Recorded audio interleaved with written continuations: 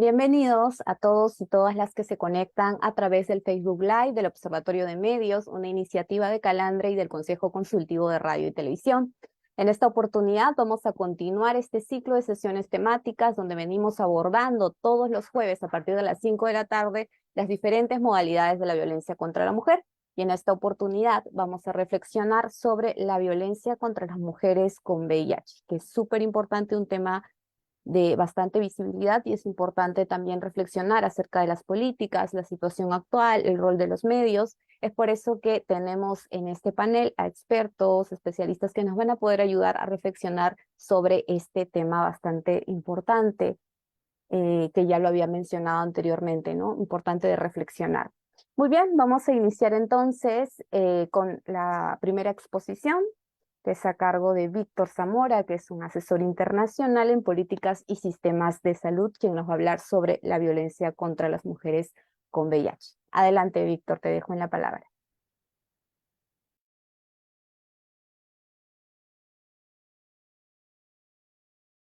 Tu micro, Víctor, creo que está apagado.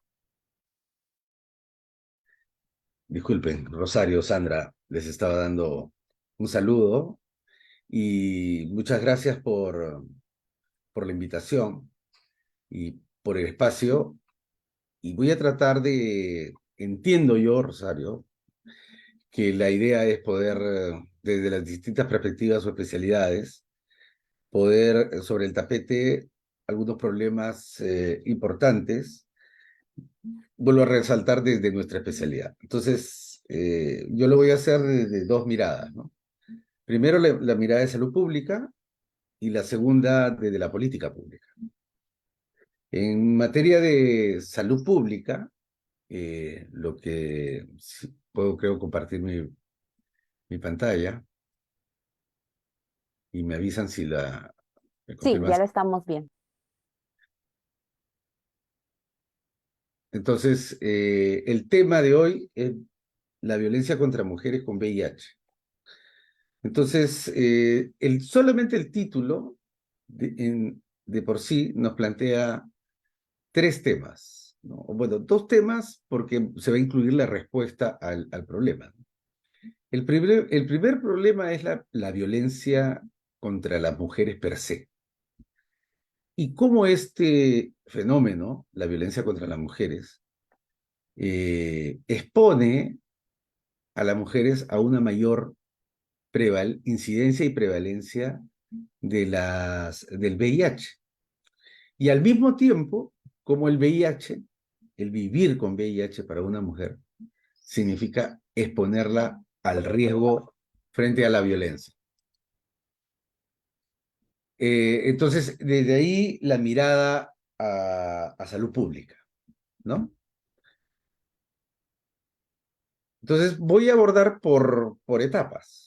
Primero, las diferentes modalidades. No voy a ser exhaustivo, pero voy a tratar de presentar los diferentes rostros que tiene la violencia contra mujeres con VIH. Entonces voy a empezar por la primera parte, la violencia contra la mujer. Como todas y todos saben, y todos saben, la violencia contra las mujeres es un problema significativo, que abarca diversas formas de maltrato, o sea, tiene diversas presentaciones, ¿no? Físico, sexual, psicológico, a lo que se superpone la discriminación basada en género. No voy a abundar sobre el tema de la discriminación basada en género, doy por supuesto que este tema ha sido tocado con amplitud. Entonces, una de las primeras facetas es la violencia doméstica. Según la Organización Mundial de la Salud, aproximadamente 1 de cada 3 mujeres ha experimentado violencia física o sexual en su vida, en el mundo. Y según el IDI, en el Perú, alrededor de casi 2/3 partes de las mujeres entre 15 y 49, lo que se llaman las mujeres en edad fértil, digamos, habían experimentado alguna forma de violencia a lo largo de su vida, ¿no? Eso se refiere no solamente a ese espectro de edad, sino que las encuestas de demografía y salud que se concentran en la etapa reproductiva, cuando se hace la encuesta, le preguntan a las mujeres si durante su vida ha experimentado alguna forma de violencia y 2/3 afirman que sí. Entonces, primero, la violencia doméstica como una de las manifestaciones de la violencia contra la mujer. La segunda es la violencia sexual per se, ¿no? La violencia sexual es un problema generalizado. Nuevamente, las Naciones Unidas estima que 1/3 parte, un poquito más de 1/3 parte de las mujeres de todo el mundo ha experimentado alguna forma de violencia sexual. Ese fenómeno, según ese mismo informe, el anterior del Instituto Nacional de Estadística e Informática, nos muestra que, aunque menos, es alrededor de 1/3 parte, en el caso del Perú, que ha experimentado violencia sexual en algún momento. O sea, es un fenómeno, es un problema de salud pública. La violencia doméstica y la violencia sexual. Un problema de salud pública, independientemente de los problemas de seguridad y de otras esferas, en sí mismo es un problema de salud pública, la violencia per se, la violencia sexual. Otra manifestación o una faceta de este problema son los feminicidios. Hasta hasta el cierre del mes de septiembre, ya se habían registrado 110 feminicidios, ¿no? Es considerando las debilidades de nuestros sistemas de registros, la cifra es extremadamente alta porque es el doble de la tasa mundial. En el Perú es 0,9 por cada 100.000 mujeres y mundialmente se considera que es la mitad de lo que el Perú presenta. Entonces, en el Perú, esta es una muestra de lo violenta que es la sociedad peruana en relación con las mujeres. Un tercer aspecto, ¿no? De fondo en la diapositiva están las cifras que ustedes las pueden encontrar en cualquier reporte del Instituto Nacional de Estadística e Informática, cualquier reporte periodístico, traza de manera anual el número absoluto de mujeres que fallecen año a año. De hecho, ha habido el año 2018, por ejemplo, una cifra bastante mayor que otros años. Sin embargo, la tasa, que es, o sea, el número de mujeres asesinadas sobre el total de las mujeres, es extremadamente alto en Perú. Entonces, estamos hablando alto riesgo de violencia doméstica, alto riesgo de violencia sexual, alto riesgo de violencia, de feminicidio en el caso peruano, a lo cual se suma un fenómeno que ahora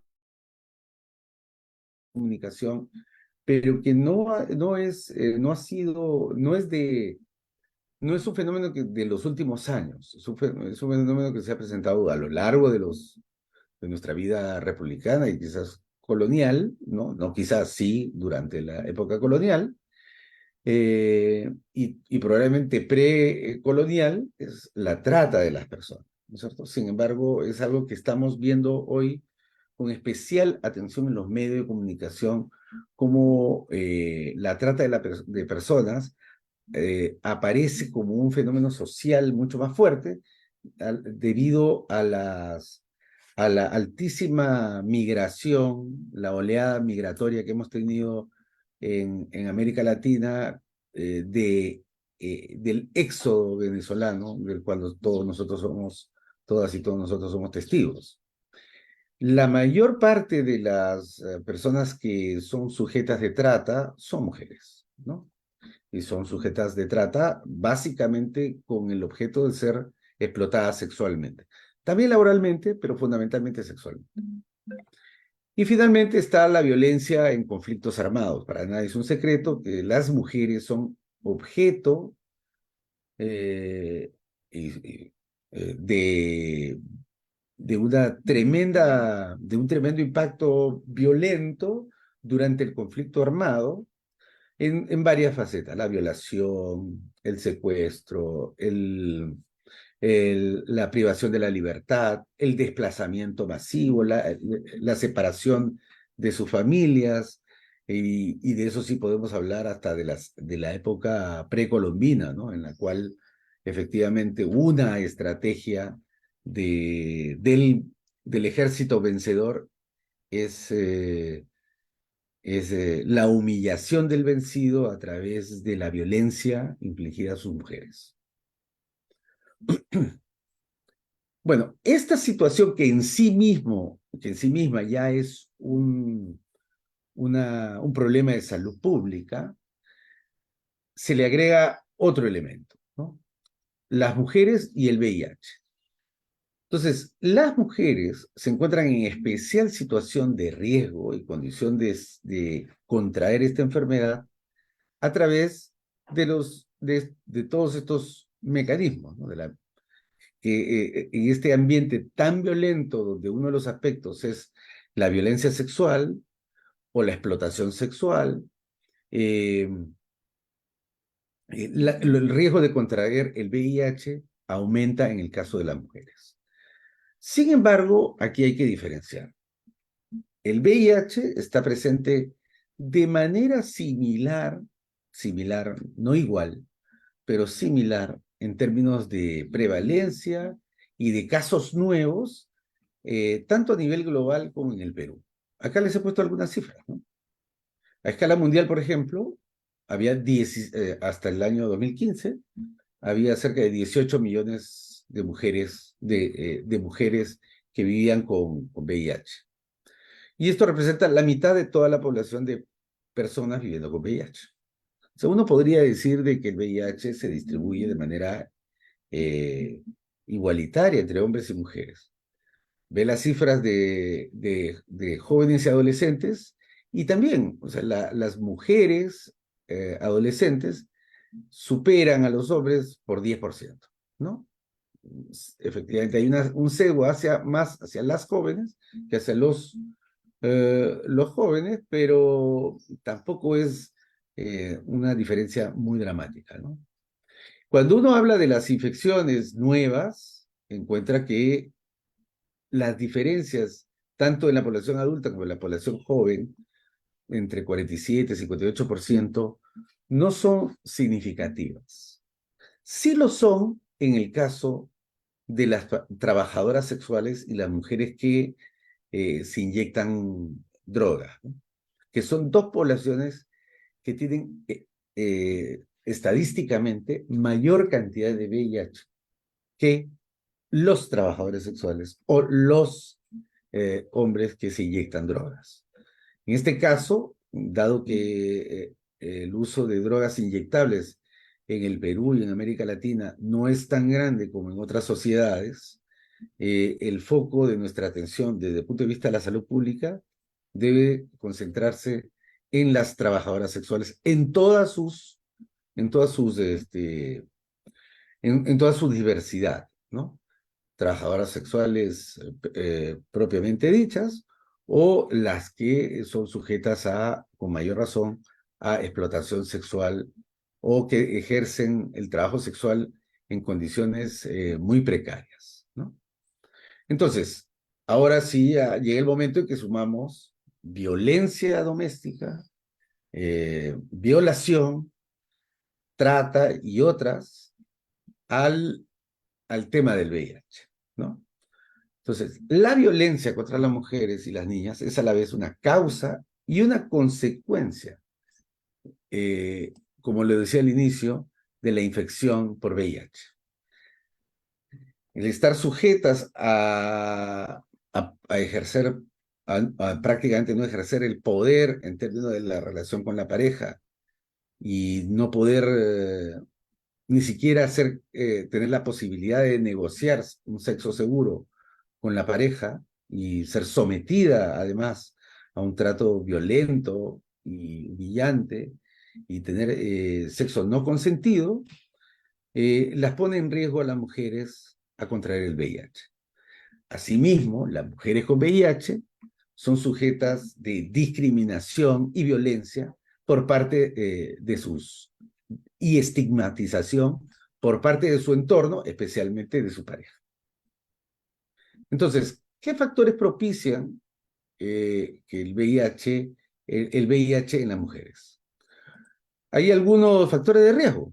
Por ejemplo, matrimonios muy jóvenes, antes de los 18 años, que es normalmente forzados, en sus diversas formas de, de ejercer digamos, un matrimonio no consentido, que felizmente ha sido revocado en unas de las últimas legislaturas, eso de la posibilidad de casarse con una mujer entre los 14 y 18 años, como una forma de sacarle la vuelta a la ley y no ser condenado por violación.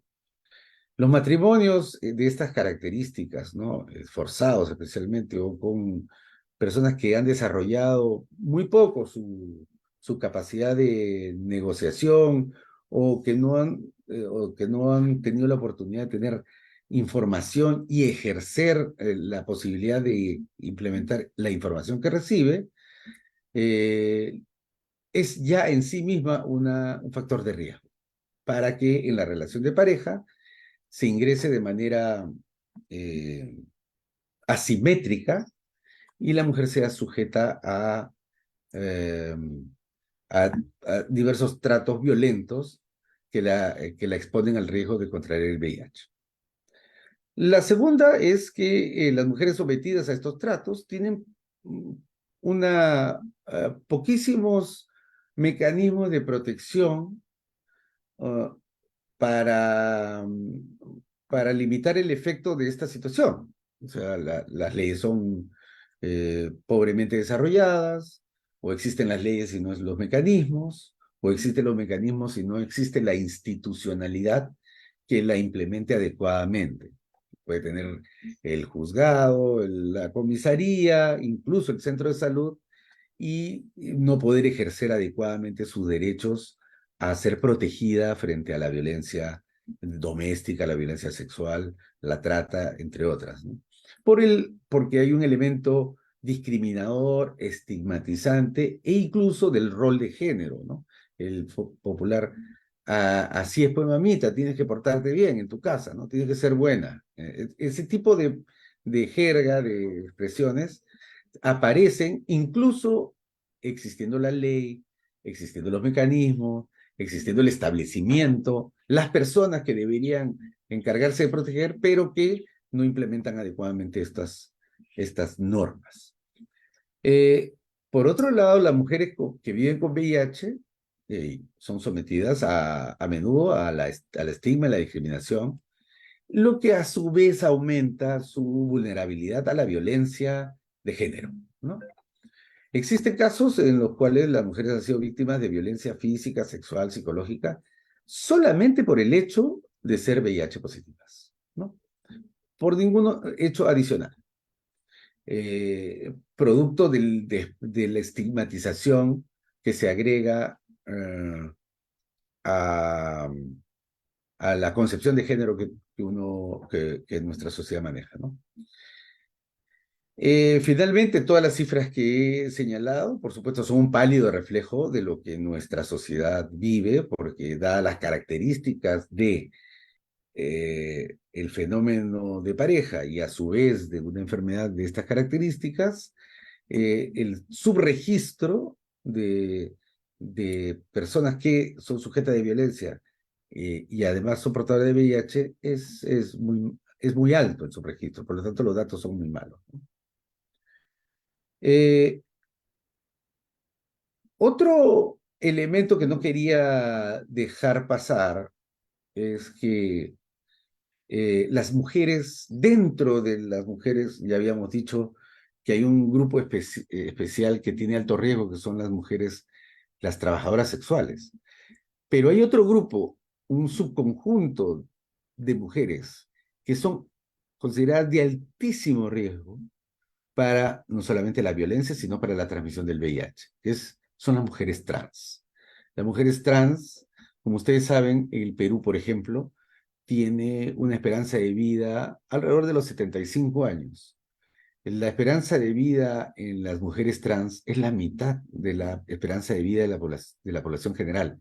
Eso habla por sí mismo del altísimo riesgo de las mujeres trans de morir de manera violenta, de tener una vida corta, ¿no? Debido a la sociedad tan, al entorno estigmatizador y violento en el cual viven. Y de hecho, dentro del campo del VIH, esta población tiene 13 veces más probabilidades de vivir con VIH que la población en general. Resultado, por supuesto, de una combinación terrible, que es el estigma, la discriminación, la violencia y la pobreza. Frente a este fenómeno y su diversidad de violencia doméstica, violencia sexual, feminicidio, trata, situaciones extremas como la guerra, poblaciones especiales como las trabajadoras sexuales y muy especiales como la población trans, el Estado responde de manera insuficiente, de manera parcial y de manera descoordinada, ¿no? La prevención, las actividades de prevención son limitadas, la terapia antirretroviral para la población general es de mucho menor cobertura que, por ejemplo, la terapia antirretroviral para las mujeres gestantes que tienen VIH. La razón es que el Estado se preocupa mucho más en tratar de proteger del contagio al producto del embarazo a través de la transmisión vertical que a la persona embarazada, que a la mujer embarazada en sí misma. Esa diferencia entre la cobertura de la terapia antirretroviral entre las mujeres en general y la cobertura entre mujeres embarazadas en particular da cuenta de una sociedad y su cadena y sus valores, ¿no? Finalmente, políticas de igualdad de género en desarrollo, o yo diría más bien en lento desarrollo en el caso peruano y en algunos casos de retroceso significativo.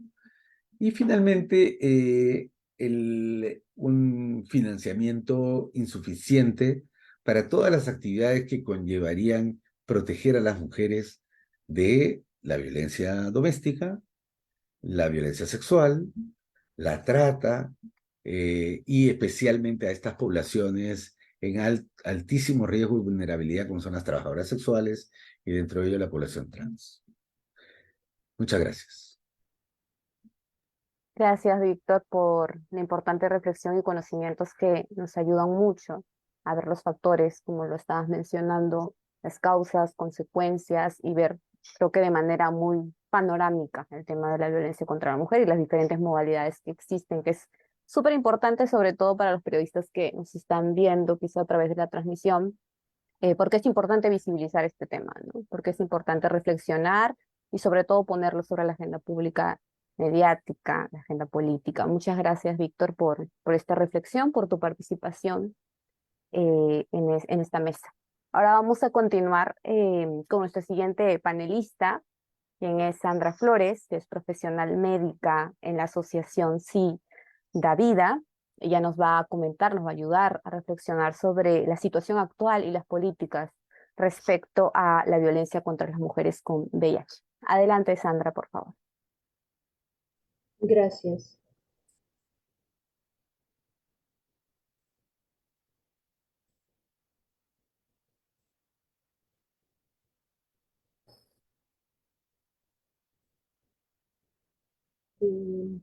Espero que se vea sin problemas la pantalla. Sí, ya lo podemos ver, Sandra. De acuerdo. Eh, yo quería empezar tocando la manera de introducción, violencia estructural, identificando algunas barreras. Y pensaba en esta pregunta: ¿la entrega de condones internos o femeninos es planificada y accesible para todas las mujeres? Entonces me puse a investigar un poco y encontraba aquí un estudio realizado en Chiclayo en el 2003. Mencionaba que la gran mayoría de adolescentes no utiliza el condón en sus relaciones, y especialmente mujeres, un 73% nunca lo usó. Y ellos, este estudio, los investigadores señalaban de entre los factores asociados al no uso del condón, ahí en Chiclayo encontraban dos que me llamaba la atención, ¿no? Uno, el factor interferencia con la relación sexual, y un segundo factor, el uso de otro método anticonceptivo, y que coincide con otros estudios que encontré después, donde a la mujer se le ofrecen métodos anticonceptivos, pero no métodos de protección de ITS y de VIH. También la obstetra Marchand nos refería y señalaba algunas barreras, 4 barreras: la geográfica, la económica, la sociocultural, donde más o menos como el 12% conocían acerca del condón, pero un 88% no tenía información sobre el condón femenino, ¿no? No lo conoce. Y una barrera, una cuarta barrera institucional, donde solo el 6% de las usuarias había recibido consejería sobre el condón femenino. Y lo contrario, un 94% no había recibido consejería, ¿no? Y encontré esta gráfica que nos explica o que nos permite entender el porqué de estas barreras institucionales de no recibir consejería. Este es un gráfico 20 que presenta el informe de una supervisión de intervenciones efectivas para la prevención de embarazo no planeado en adolescentes, que realizó en el 2021 la Adjuntía para Niñez y Adolescencia de la Defensoría del Pueblo junto con el Fondo de Población de las Naciones Unidas. Y me llamaba la atención que lo hizo en establecimientos en los que el personal de salud conoce los métodos anticonceptivos modernos que son elegibles para adolescentes, y el 46% sí conocía el preservativo o condón femenino, en contraposición al 54% que no lo conocía. Entonces eso nos permite comprender que si el propio personal de salud no conoce, no va a hablar o dar una consejería en torno a algo como un preservativo femenino, por ejemplo, ¿no? Entonces, por eso planteaba a manera de introducción, empezábamos ya las violencias estructurales, ¿no? También planteo como estrategias comunicacionales pobres de parte del Ministerio de Salud, MINSA, respecto a la promoción de la existencia y uso del preservativo femenino. Unos estudiantes de la Universidad UTP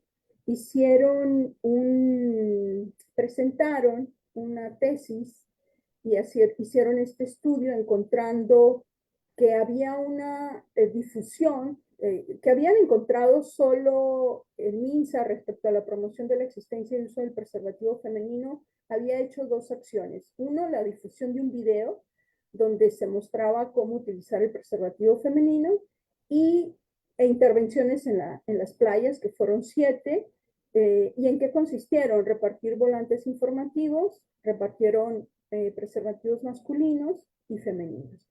Y estos estudiantes señalaban que eran esfuerzos realizados no suficientes, ya que no se había logrado informar debidamente al público sobre el método del preservativo femenino, ¿no? Y ellos concluían que era importante ofrecer el preservativo femenino y no solo anticonceptivos hormonales. Y ellos comprobaron o confirmaron que mujeres, en su mayoría, estarían dispuestas a usar este método de tener la información necesaria.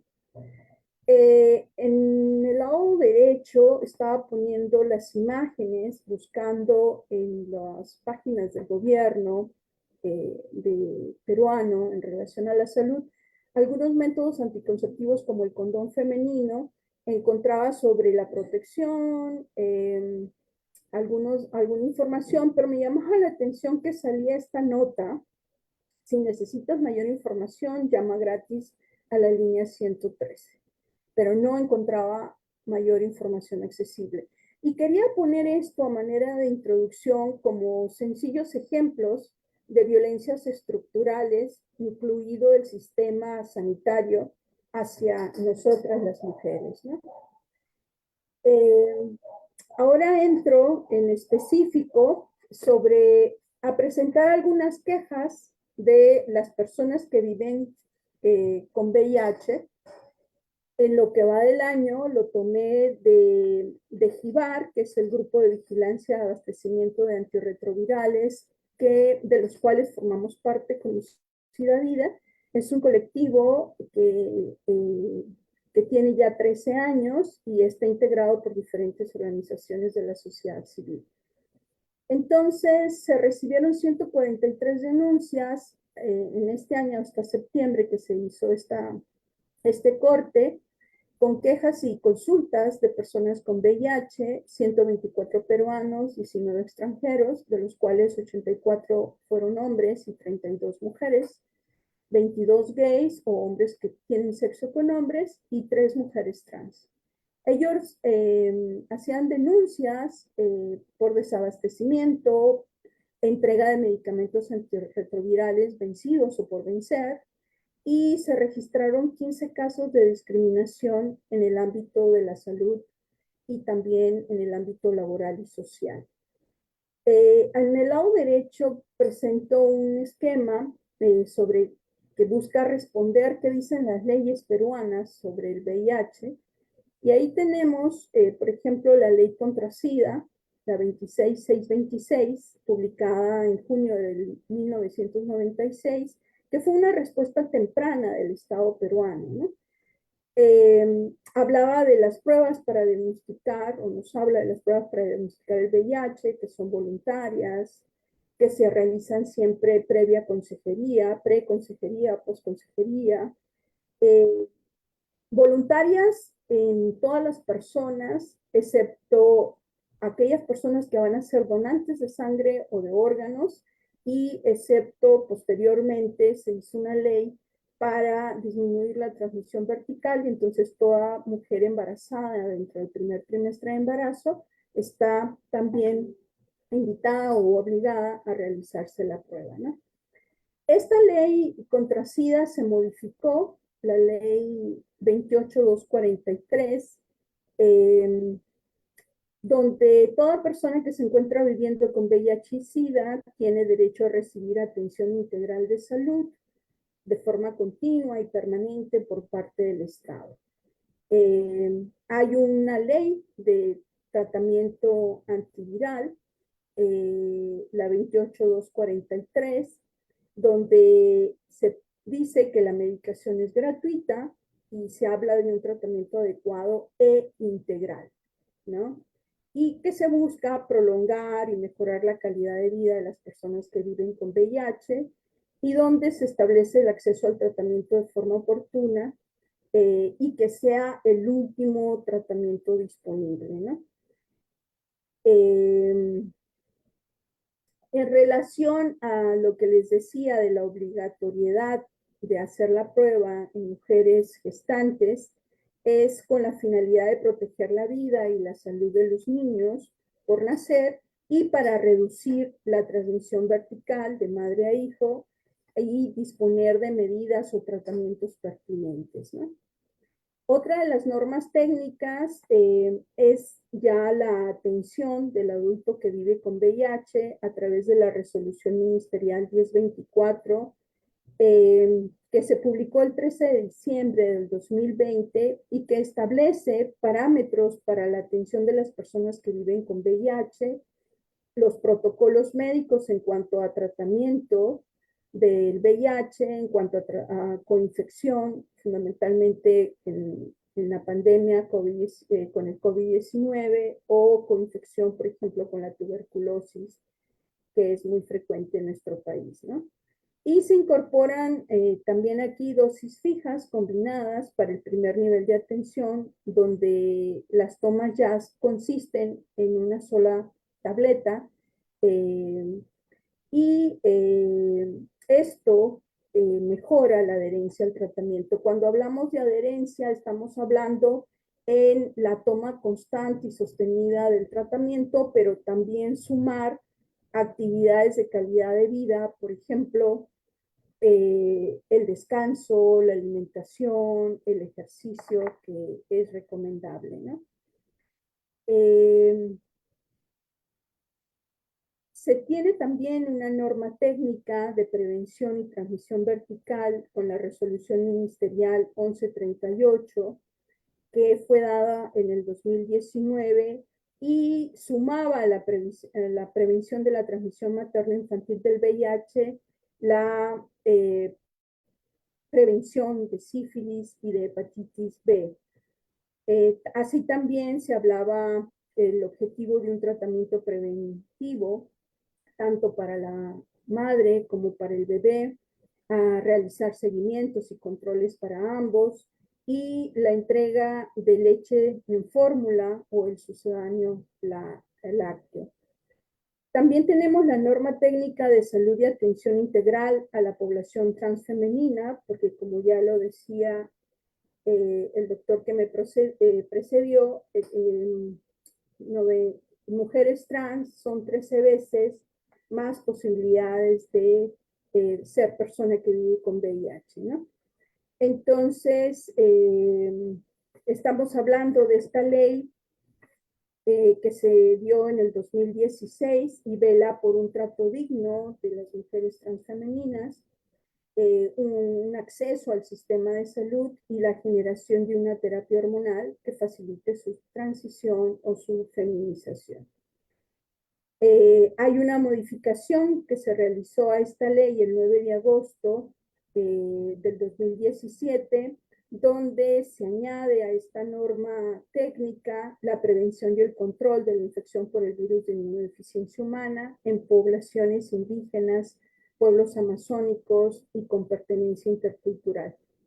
Y tenemos también un decreto supremo, el 002 del 2020, que reglamenta el decreto legislativo 1346 y establece disposiciones para optimizar los servicios que son financiados a través del Seguro Integral de Salud, el aseguramiento en salud por criterios de vulnerabilidad sanitaria, que contempla el acceso a personas que viven con VIH y aquellas que son afectadas por la tuberculosis o con alguna discapacidad severa.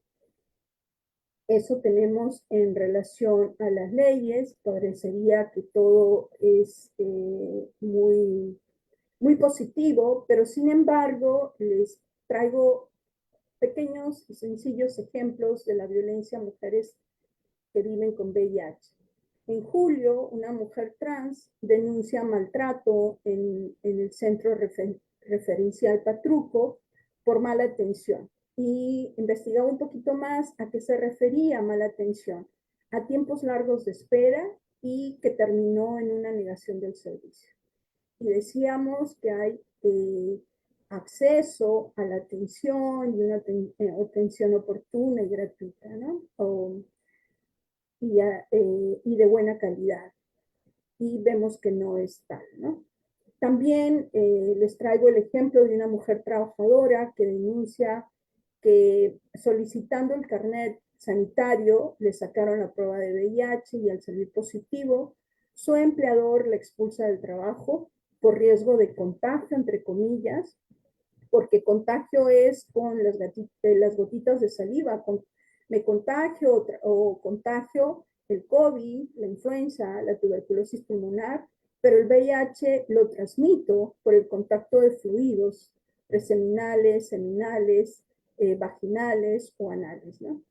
Entonces, evidencia esto la falta de supervisión del Ministerio de Trabajo y SUNAFIL hacia las empresas para evitar casos de discriminación y que se pueda respetar el derecho a la confidencialidad del diagnóstico.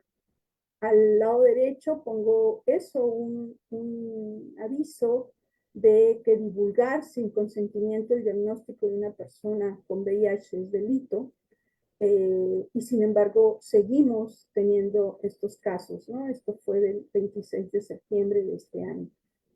Adicionalmente, tenemos 4 casos que también faltan a la confidencialidad o que se revela el diagnóstico sin la autorización de la persona y es por parte del personal de salud o terceros, ¿no? Entonces sigue habiendo violencia hacia la mujer. Otro tipo de violencia que deseo señalar son dos casos por violencia obstétrica que se presentaron también a inicios de este año en mujeres con VIH gestantes en los que se les conmina a realizar algún método para evitar futuros embarazos o se les cuestiona su derecho a la maternidad. Esto fue en abril. Una mujer gestante denunció que el personal de salud de la maternidad de Lima le increpó por quedar embarazada y no dar de lactar a su bebé. Cuando acabamos de hablar de la normativa, ¿no? Que ya no tiene como una manera de evitar la transmisión vertical madre-hijo, es no dar de lactar al bebé y tener acceso a la fórmula maternizada. Además, le indicaron que no es una persona normal y que debe ser más responsable para evitar otra vez la palabra contagiar el VIH a otras personas. Otra mujer gestante con VIH programada para practicarle cesárea debe comprar una serie de implementos que estaban desabastecidos en el Hospital Arzobispo Loaiza del Ministerio de Salud. Y lo que llamaba la atención, que estaba escrito en la receta médica, era una lista de productos que tenía que comprar, de entre ellos 1 litro de lejía y 30 bolsas de basura. Entonces, en la imagen derecha, pues les presento que hay un plan nacional en contra de la violencia hacia la mujer, donde se reconoce la violencia obstétrica y que promueve la Defensoría del Pueblo, pero todavía hay mucha falta de información y de cambio de actitud en el personal de salud, ¿no? Estos son algunos de los ejemplos sobre violencia hacia las mujeres con VIH y quiero mencionar que además de estos casos que les hablé, hay 10 casos de desatención y hospitalización en los establecimientos de salud, en algunos casos por maltrato, por retraso en citas, por controles o intervenciones quirúrgicas, tanto en establecimientos del Ministerio de Salud como de la Seguridad Social, una vez que saben que la persona vive con VIH. En relación a la violencia a mujeres trans, quiero señalar que el país no cuenta con una ley de identidad de género y esta situación expone a la población trans tanto a la discriminación como a la violencia, y esto lo advierte la Defensoría del Pueblo. En base a una encuesta de percepción en el reconocimiento de derechos de mujeres trans que realizó PromSex en el 2020, 100% de las mujeres trans encuestadas, tan solo el 6% había realizado un cambio en su documentación de identidad. El 5% realizó el cambio de nombre por uno con el que se sintiera más identificada, y el 1% había realizado tanto el cambio de nombre como el sexo. Vemos entonces que posiblemente estas dificultades es por los elevados costos de los trámites, lo engorroso de los trámites y el largo tiempo que lleva la demanda y el lograr realizar estos cambios en el DNI. Y es uno de los principales problemas no contar con documento de identidad que les representa, ¿no? También les muestro ahí, dentro de esta encuesta, señalaban las principales demandas de esta población de mujeres trans. El 24% señalaba tener problemas para encontrar un trabajo donde se respete su identidad de género. El 18% había sufrido bullying y violencia en la etapa escolar, y el 14% había sido objeto de violencia verbal, física y psicológica. Hasta febrero de este año, 7 mujeres trans habían sido asesinadas por parte de mafias de proxenetismo. Entonces, ahí vamos viendo la violencia hacia las mujeres. En el lado derecho estoy presentando una denuncia que hicieron mujeres trans por discriminación para el acceso al sistema integral de salud en Arequipa. Eso fue en febrero del 2019 y fue hasta principios del año del 2020 que se logró cambiar y se gestionó que el SIS sea gratuito con algo que se habla de cobertura del 100% de subsidio por vulnerabilidad sanitaria. Y entendemos a vulnerabilidad sanitaria es aquella característica individual que tiene relación por la condición de pobreza, por minoría étnica o por la presencia de alguna enfermedad mental o alguna condición física de carácter crónico como lo es el tener VIH. Y también que no tenga cobertura médica, ¿no? Entonces, esto va cambiando. La dificultad no es que no haya reglamentos o no haya leyes. La dificultad es que se apliquen estas leyes, ¿no? Y con esto ya voy terminando mi presentación. Quería hablar de otra situación de violencia, como es el aislamiento social. Sobre todo en las zonas rurales e indígenas, donde no se accede con facilidad por los altos costos en los traslados, pero tampoco se accede a la información, a la atención médica ni al tratamiento. Gibar recibe denuncias fundamentalmente de la zona urbana del país. Entonces, ahí hay una infografía que se hizo en Conexión Vida, que es también un medio de comunicación y de educación que tenemos en SIDA Vida, donde habla de la situación del VIH en las poblaciones indígenas. Y a la fecha, en este año, tenemos 159 nuevos casos, 1.310 casos acumulados en los últimos 10 años. Entonces, tenemos entre el Río Santiago, el CENEPA y Nieva, ya también hay reportes de fallecimientos. 20 en Río Santiago, 75 personas fallecidas por causas relacionadas al VIH y SIDA en CENEPA y 133 en Nieva. Tenemos una población indígena de 58.000, pero también hay un promedio de vida de la población con VIH sin acceso al tratamiento entre 4 y 5 años.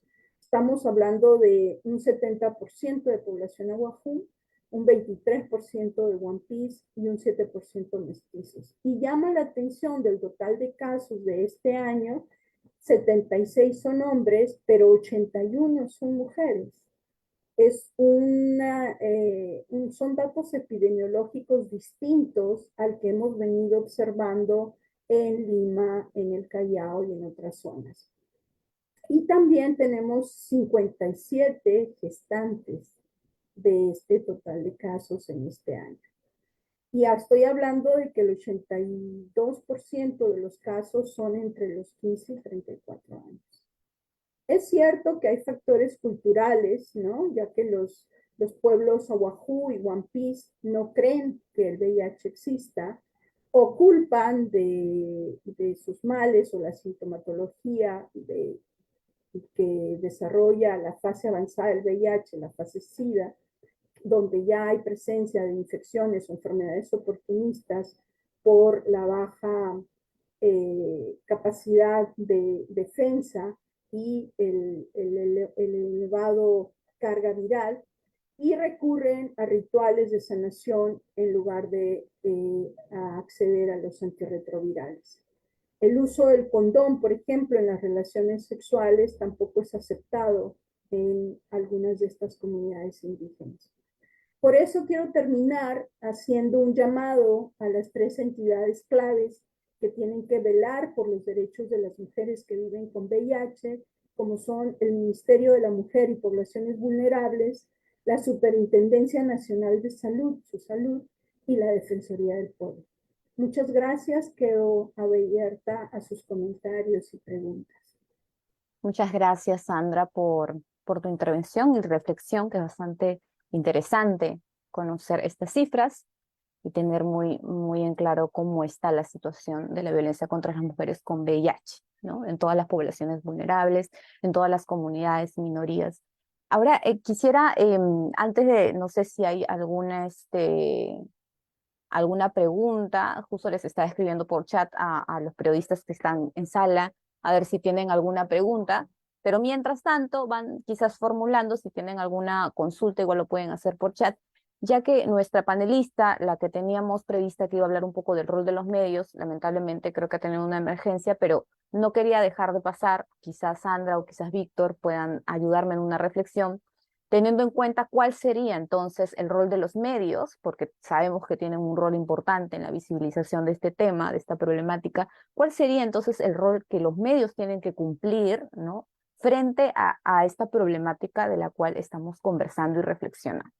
No sé si Sandra puede empezar o Víctor, cualquiera.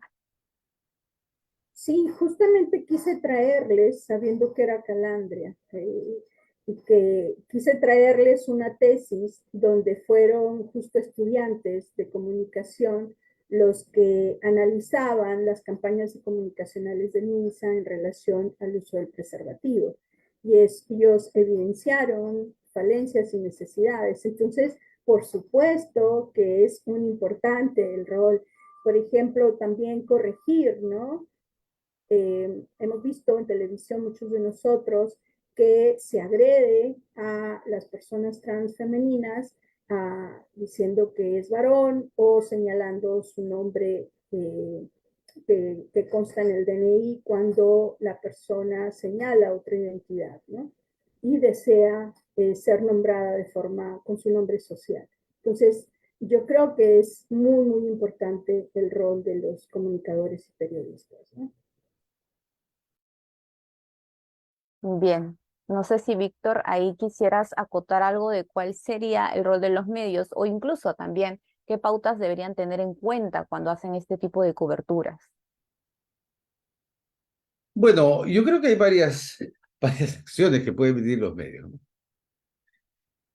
Uno primero es ayudar a los diferentes entes del Estado que tienen tamaña responsabilidad en proveer servicios, dentro de las cuales un servicio del Ministerio de Salud, por ejemplo, es educar, es comunicar, es ser transparente.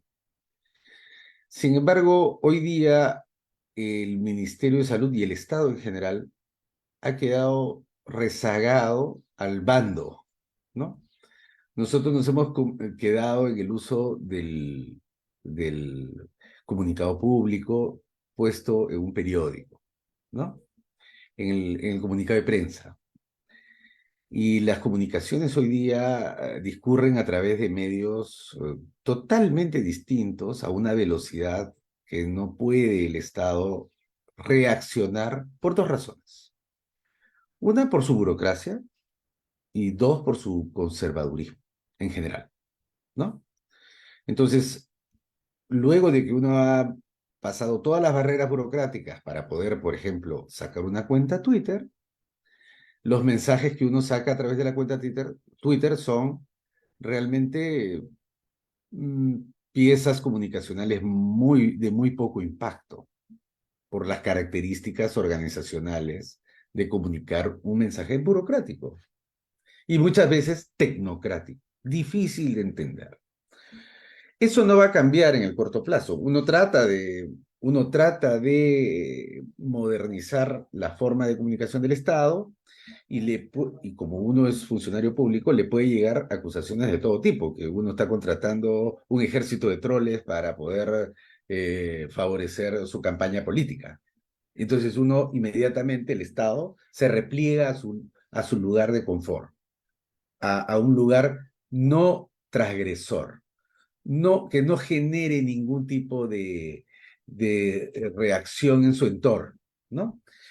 Incluso hay palabras que son baneadas, ¿no? Es muy difícil hablar del aborto, es muy difícil hablar de poblaciones trans para este Estado. Por eso digo, es un Estado burocrático y es un Estado conservador en lo político y más aún en el mundo de la sexualidad.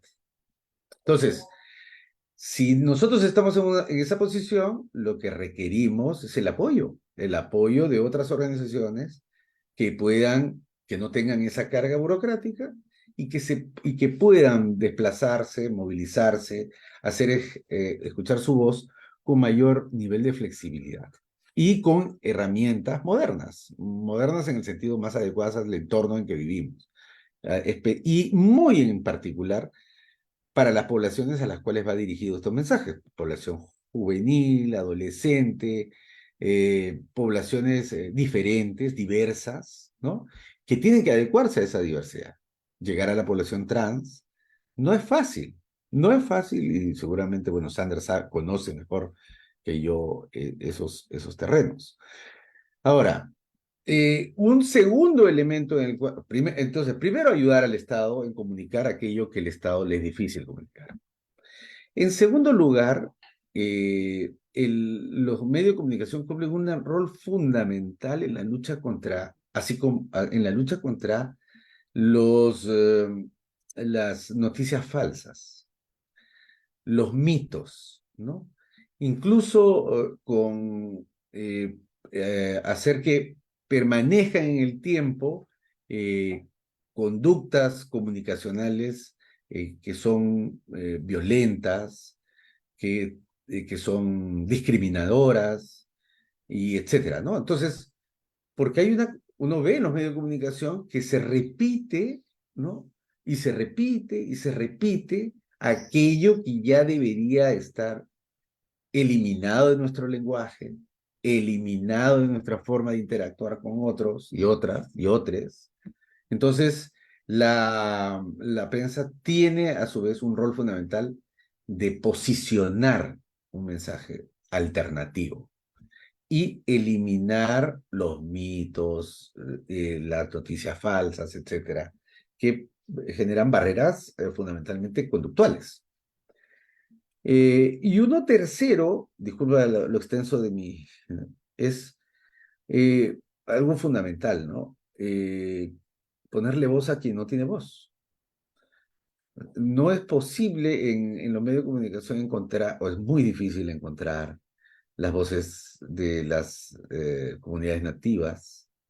Es muy difícil encontrar las voces trans. Es muy difícil, a menos que sea un personaje muy mediático.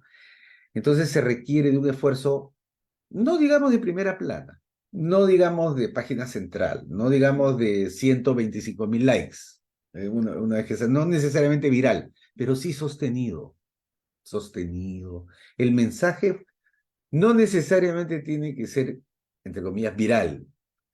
Se necesita que el mensaje sea sostenido en el tiempo. No que el día del VIH, 1 de diciembre, y de ahí nunca más. No, tiene que ser sostenido. Porque no... bueno, finalmente, y con esto cierro, el trabajo que ustedes están haciendo. Muchas veces el comunicador, la comunicadora, no puede transmitir porque no sabe. Entonces, hay quien no puede, el Estado, hay quien no quiere, el conservador, y hay quien no sabe. Simplemente no quisiera, pero no sé cómo transmitirlo, no sé. Oye, ¿de verdad este problema existía? Oye, ¿de verdad hay esta dinámica? ¿No? No sabía. Y entonces sensibilizar, dar a conocer y dar herramientas, ¿no? Datos, casos. Los casos comunica el storytelling, ¿no? Que es una técnica ahora, hablar desde un caso en particular, como lo ha dicho Sandra. Este caso se presenta a tal establecimiento de salud, pero no es el único. Eso representa miles que viven todos los días los problemas de la discriminación, la violencia dentro de los servicios de salud. Entonces yo creo que Hasta ahí lo dejo. Gracias, Víctor. Qué interesante lo que estás mencionando acerca de los famosos watching, ¿no? De aquellas veces que siempre por el día, ¿no? Por el Día Internacional, por el Día Mundial de la Lucha contra el VIH, y solamente ahí aparecen estas reflexiones, pero no están durante el tiempo, ¿no? Que es algo súper interesante, aparte de la contextualización que tienen que cumplir los medios sobre estas problemáticas, no solo cifras, sino también presentar casos y ayudar a la sensibilización de toda la ciudadanía. Hay algo que también me gustaría preguntar, todavía no he visto preguntas de algunos periodistas, pero sé que están tímidos, sé que siempre cuando arman las notas, ¿no? O estos reportajes, siempre aparecen también la importancia del cuestionamiento de estereotipos. Existen diferentes estereotipos y creencias en los imaginarios sociales, ¿no? Entonces, no sé si Sandra ahí nos podrías ayudar quizá a ver este punto. ¿Qué estereotipos aparecen y cuáles tenemos que cuestionar desde los medios de comunicación que aparecen respecto a las mujeres con VIH? ¿Cuáles de estas creencias o mitos se tienen que cuestionar para construir, ¿no? Historias, noticias, pero adecuadamente que se aborden desde una perspectiva de género, de derechos, interseccional? Sandra, no sé si nos puedas ayudar en esa parte. Agradezco la pregunta, Rosario. El primer estereotipo que se me viene es de que las mujeres que viven con VIH se lo consiguieron y se lo buscaron y se lo ganaron, ¿no? Entonces, o son trabajadoras sexuales, o son personas que tienen diversidad de parejas, etc. Y no es así necesariamente, ¿no? Eh, Muchas de ellas son madres de familia, son esposas con una única pareja. Entonces, allí nos cambia el estereotipo que tenemos de la mujer pecadora, que carga culpas, etcétera, ¿no? Ese es un estereotipo grande. Otro estereotipo es en relación a las mujeres trans, por el mismo lado, ¿no? Entonces, si es mujer trans, no, es difícil, también se lo jugó, se lo ganó. Entonces, habría que ver ahí los contextos de violencia, de discriminación, de acceso al trabajo, de por qué toda la problemática de sus contextos, ¿no? Entonces, yo resaltaría esos, ¿no? Fundamentalmente. Gracias, Sandra. Hay una pregunta de un periodista, recién ya se están despertando un poquito, activando. Víctor, quizás nos puedas ayudar con esta pregunta de Sonia Bermúdez, que pregunta cómo enfrentar los ataques de los troles virtuales y reales cuando se publica esta información en los medios de prensa. Bueno, es una buena pregunta, pero no sé, no sé cómo. No sé cómo, es un fenómeno tan nuevo, no tengo gran experiencia. Trato de estar en las redes sociales muy frecuentemente porque hay que comunicar, hay que decir, hay que hablar, pero yo tampoco sé cómo combatir a estas hordas, ¿no? De ataques que se dan a través de los medios. Algunos medios son especialmente diseñados para estos individuos o estas personas, ¿no? Por ejemplo, el Twitter. El Twitter es una jungla de una carretera de odio, como le digo, porque es facilísimo, por ahí circula mucha violencia. Es el medio más usado para eso, ¿no?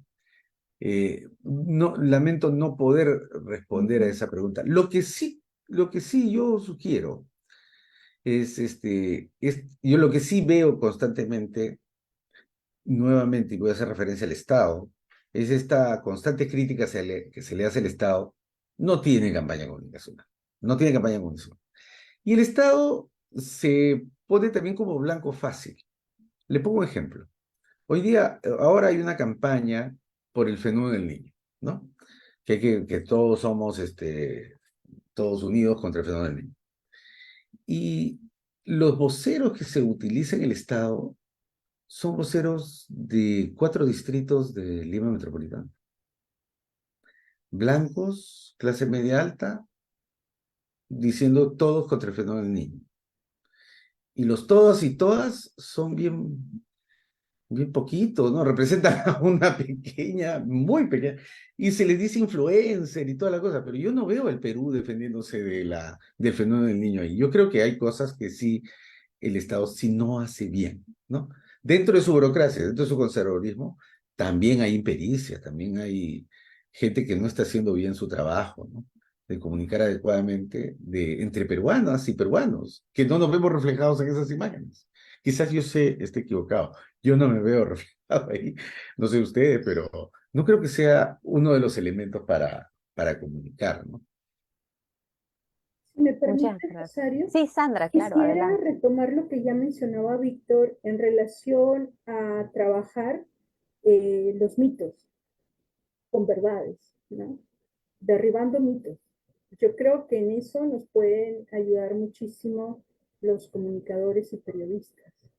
Entonces, contra las noticias cerradas o falsas, yo creo que es importante el presentar la verdad, el presentar el respeto de los derechos humanos, resaltar estos, promoverlos, pero también derribar mitos, ¿no? Es, creo, un reto fuerte y grande.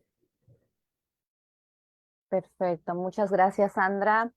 Y bueno, creo que ya no hay más preguntas, así que bueno, daremos por cerrada ya esta presentación, esta exposición. Muchísimas gracias, Sandra, muchísimas gracias, Víctor, por su tiempo, por todo el conocimiento y reflexión que nos han compartido, a todas las personas que nos están viendo y también a los periodistas que han podido ingresar a sala y que quizás también no han podido ingresar, pero nos están viendo por la transmisión.